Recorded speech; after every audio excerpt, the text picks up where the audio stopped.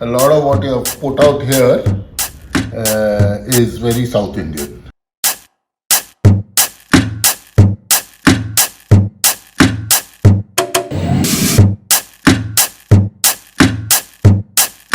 A banker, patron, and history enthusiast, Paul believes that the most meaningful way to preserve our rich art and cultural heritage is to pass on the flame. In every episode, Paul is presented with a mystery setting, hiding an object from the Sarmaya collection, whose clues are in its disguise. There's no easy way out as we put our collector to the test. Hi, Paul. Hi. So, 20 questions with you. You have the object laid out on the table along with clues. So, let's start. Okay, today's clues are relatively straightforward, and I think the subject is also right there, so I can, from the size of it, figure it's a coin. Yes. And of course, a lot of what you have put out here is very South Indian. Bay leaves, pepper, elephants, all of that. So it's obviously coins from one of the South Indian dynasties. And what is interesting is, of course, there were multiple dynasties that had elephants on the coins. The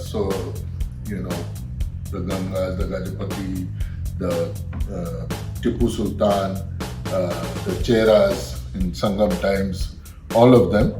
But there's some interesting stuff here, because this pepper is organized, or at least visually, in the form of a bow and arrow, and that very clearly was a Chera symbol. The bow and arrow was a Chera symbol. So I'm presuming what's inside is a Chera coin. Is that right? Is that your final answer? I think so. That's right. Or the first guess. Yeah. I was quite.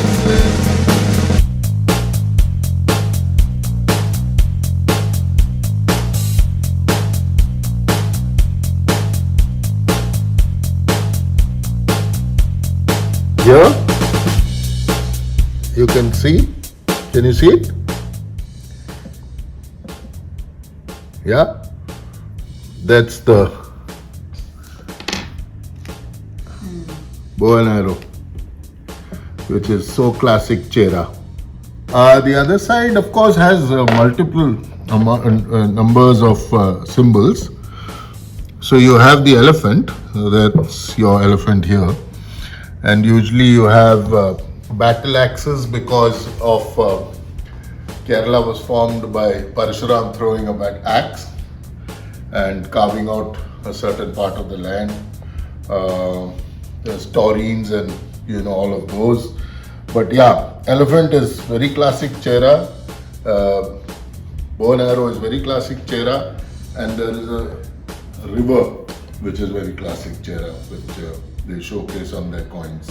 And of course they are from the 3rd BC to 9th AD.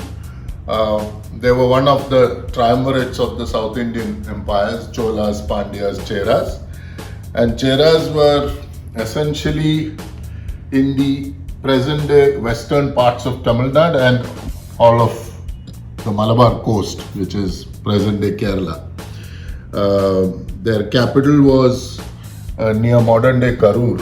There was a place called Amravati, as distinct from the many Amravatis in central India. The Amravati down south was different. And of course, the Cheras really became wealthy and powerful because of trade. So trade was a big deal for them.